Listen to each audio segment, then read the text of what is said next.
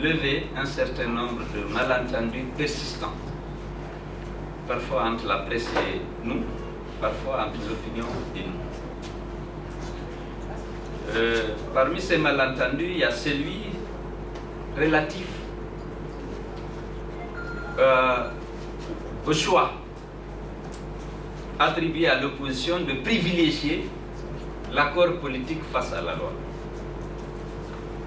Aujourd'hui, beaucoup d'entre vous pensent que l'opposition privilégie l'accord politique face à la loi.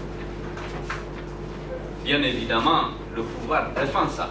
Lorsqu'il veut violer l'accord politique, il a l'air de brandir la loi pour dire que l'opposition ne veut pas que la loi s'applique et que l'opposition privilégie l'accord politique. Alors il est important de rappeler la genèse du dialogue politique.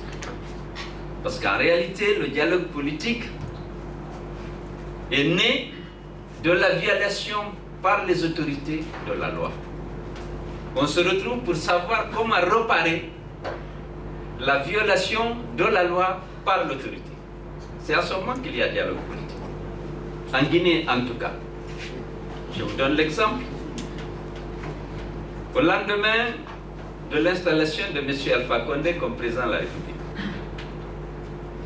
les partenaires techniques et financiers étaient prêts à accompagner le pays pour qu'il organise immédiatement les élections législatives.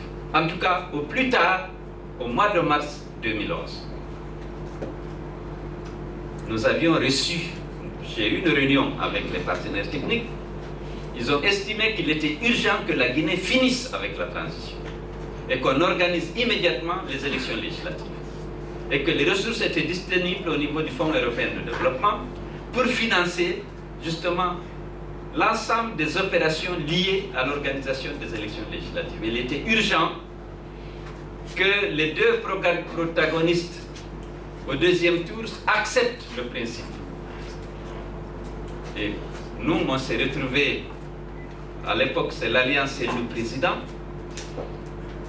au domicile de M. Sidé Touré, pour examiner cette proposition des partenaires techniques.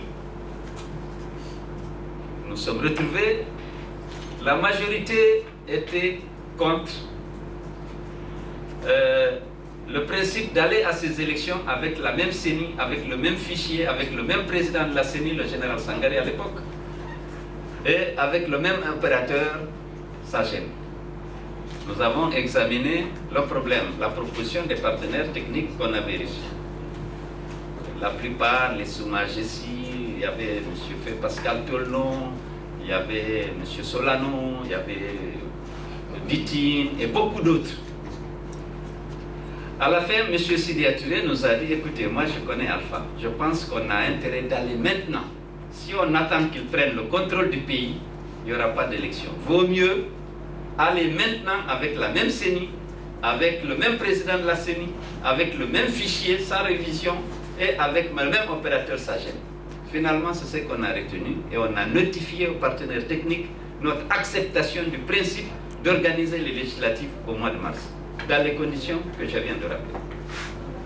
Mais lorsqu'ils sont allés voir M. Alpha Condé, qui n'était pas encore installé, mais le résultat du deuxième tour avait été proclamé, il leur a dit que maintenant il y a un président de la République ici, que le premier ambassadeur qui lui parle d'élection, il le fout dans la vie, et qu'il n'est pas que c'est lui qui sait quand est-ce qu'il organise les élections.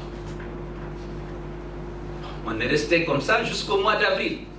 Au mois d'avril, on a créé ce qu'on appelle le collectif pour exiger l'organisation des élections. Moi, je vous dis à titre personnel, en acceptant les résultats inacceptables du deuxième tour, je me dis que dans ce contexte-là, si on va aux élections législatives, je pouvais avoir la majorité à l'Assemblée, puisqu'au premier tour, quand même, j'avais eu 44% contre 18% pour M. Alpha Condé. Et les élections étaient vraiment transparentes dans la mesure où le pouvoir qui était en place à l'époque n'avait pas de parti pris. On a commencé les manifestations pour exiger l'organisation des élections et surtout le renvoi de Weymark que M. Alpha Condé avait clandestinement recruté pour créer un autre fichier électoral. Vous vous souvenez, ça c'était, nous sommes en avril 2011. on a commencé les manifestations pour exiger que les élections législatives soient organisées. Les élections locales aussi devaient l'être. On a manifesté une partie de l'année 2011, toute l'année 2012 et une bonne partie de l'année 2013. En juin, nous avons saisi le secrétaire général des Nations Unies pour lui dire qu'il y avait ici un refus de la part des autorités d'organiser les élections. Le secrétaire général des Nations Unies a désigné son représentant en Afrique de l'Ouest, M. Saïd Zinit, de venir provoquer un dialogue politique et d'essayer de trouver une solution, d'aplanir les divergences entre le mouvement et l'opposition. C'est à l'issue de ce dialogue qu'on a signé le premier accord politique. Dans cet accord politique, alors, il faut d'abord savoir que ce dialogue a été créé devant le refus des autorités d'organiser les élections législatives et les élections locales. Comment on va le faire? On s'est retrouvé, mais il y avait déjà 57 morts dans la répression sanglante des manifestations qu'on organisait pour exiger que ces élections soient organisées. Je dis et je rappelle, l'organisation des élections dans un pays ne doit pas dépendre de l'humeur du président. C'est du domaine de la loi. La loi définit les mandats. À l'échéance, on doit les organiser. Ici, on a tout fait pour que ces deux élections aient lieu. M. Alpha Condé n'a pas voulu. Il a fallu faire appel à l'extérieur pour qu'on ait un dialogue politique et qu'on ait un accord. Le premier accord là disait quoi? Qu'on va organiser les élections législatives le 28 septembre 2013. Je dois dire que ce dialogue a été sanctionné par un accord qui a été signé le 3 juillet 2013. Et dans cet accord, il y avait quoi? Première décision, on va aux élections législatives le 28 septembre. On organise les élections locales avant le 31 mars. On indemnise les 57 victimes et ceux dont les biens avaient été détruits par les extrémistes du RPG, les chevaliers de la République et tous les mouvements que vous saviez, qui étaient créés soi-disant pour défendre la République.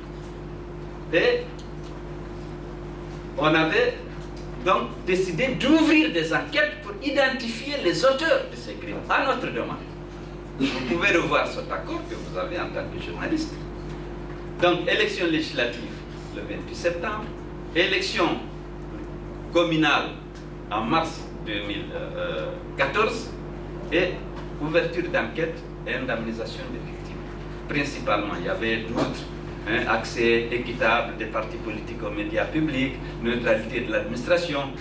C'était vraiment des points essentiels.